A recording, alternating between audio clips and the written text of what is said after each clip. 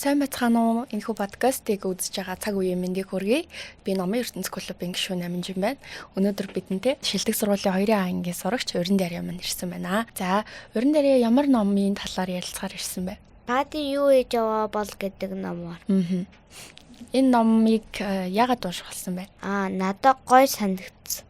За, тэгвэл хоёлаа Бади юу хийж яваа вэ гэдэг номынхаа үйл явдлыг ярьж өгөө үзэгчтэй. Эхлээд нэг охин нохоогоо алдчихдаг Бадиг. Тэжээвэр нохоогоо юу?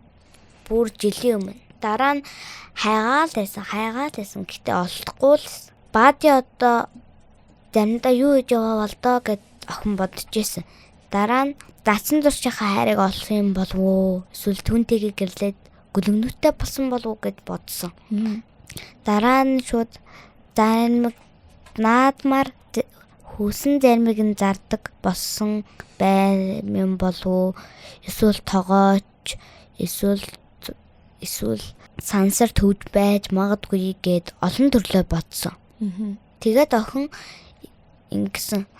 Бади намайг хаана явж исэн ч санаж байгаа гэж бодсон. Учир нь тэрнийгээ би маш их санаж байна гэж хэлсэн. Тэгээ ном маань дуусж байгаа. Бади нохоогоо охин маань олохгүйгээр дуусдаг гэсэн үг үү? Чи энэ номыг уншаад Бадиг яг хайцсан бол гэж утсан бэ?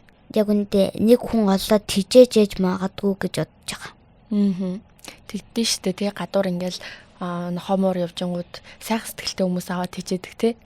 Ер нь бол тижээвэр амьтдын тухай чи юу гэж боддог вэ? Тэд нэр яг одоо хүн шиг чам шиг одоо чиний бодож байгаа зүйлсийг бодож сэтгэж чаддаг болов? Чадахгүй. Яагаад гэвэл нохоонд тийм оюун ухаан байхгүй. Энэ номон дээр Бадиг хоол хийгээд зарж байгаа байх, за ингэж байгаа байх, циркэд ажиллаж байгаа байх гэд яг хүн юм шиг одоо төсөөлж боддөө штэ манай охин.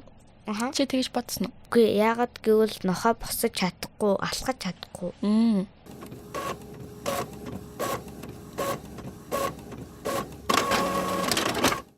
За, энэ номноос одоо өөр чамд сонирхолтой санагдсан үйл явдал нь юу байсан бэ? Гөлөгнөттэй болсон. Гөлөгнөттэй болсон? Тэр нь ямар үйл явдал юм болов? Тэр нь ад жаргалтай үйл явдал гэж бодож байна. Бади маань гөлөгнөттэй болдог гэж үү? Тэгээд насан туршидтайгаа хайртайгаа олоод гэрлээд гөлөгнөттэй болсон гэж би бодож байна. За, энэ номыг уншихаас өмнө чи нохоог гэрийн тижээвэр амьтныг юу гэж боддог байсан бэ? Хөөхөн гой байдаг гэж боддог. Уншсны дараа юу гэж бодсон бэ? Ер нь авахын оронд гадаа явж байгаа амьтдыг арай дээр гэж би бодсон. За, энэ номны зохиолчийн талаар чи мэдэх үү? Манай зохиолч минь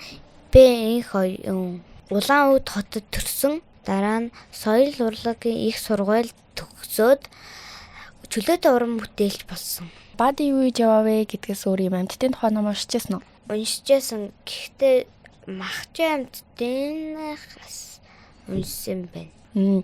Гэрийн тижээвэр амьтан, махчин амьтан хоёрын тухай ном уншихад ялгаа нь юу санагдсан бэ? Махчин амьтан эзнээсээ хамгаалдаг махчин амьтдаас нохоо. Харин махчин амьтан зөвхөн хоолол боддог гэж би бод. За, Урин Дарья маань энэ номноос юуг ойлгож авсан бэ? Чамд ямар мэдрэмж төрсөн бэ? Нохоо хүн хоёр нэг сайн штэ нэгнтэй. Гэхдээ нохоо бол гэр бүлийн нэг хэсэг би гэж бодож байна. Энэ номыг уншихад чамд сонирхолтой байсан уу? Энэ маань зурагт ном байгаа штэ. Тэгээд дээр нь зураг энтер зурсан уу? Бүгдээрээ ангиараа уншаад тэгээд тэмдэглэл хөтөлсөн. Тэрнийхээ тухай ануудаа ярьж өгөөч. Манай ангийнх нь ер нь дандаа нэгээрээ гоё юм бодсон. Тэгээд бөөндөө тэмдэглэл хөтлөөд уралдаанд оролцсон байх нь шүү дээ, тий? Чамд ийм зурагтай ийм амьтдын тухай ном унших сонирхолтой байдгүй эсвэл ямар төрлийн ном унших сонирхолтой байдаг вэ? Би ер нь амьтны номд их дуртай. Яагаад? Яагаад гэвэл би их амьтантай амар дуртай. Тийм болохоор амьтны ном унших дуртай байдаг байна шүү дээ, тий? За, ингээд өнөөдөр бидэнтэй Бади юу хийж яваа вэ гэдэг энэ зурагт сонирхолтой номын тухай ярилцсан Урин Дарьядаа баярлалаа. Цаашдаа өшөө олон ном уншаарай. Баярлалаа. За, мөн нэмэлт мэдээлэл хэлэхэд манай Номын ертөнц клуб маань нийслэлтэй зарлж байгаа та бүхэн мэдээлэл авахыг хүсвэл доор хуудасаар холбогдоорой. Дээрээс нь амьтдын тухай 50 номын уралдаан зохион байгуулсан байгаа. За дараагийн 50 номын жагсаалт манд байгаль экологийн тухай гарах учраас та бүхэн ном санал болгохыг хүсвэл манай Facebook нээлттэй пэйж хуудасны сэтгэгдэл хэсэгт номын зураг болон нэрийг оруулж өгөөрэй. За ингээд дараагийн дугаараар уулзтлаа. Түр Баяртай.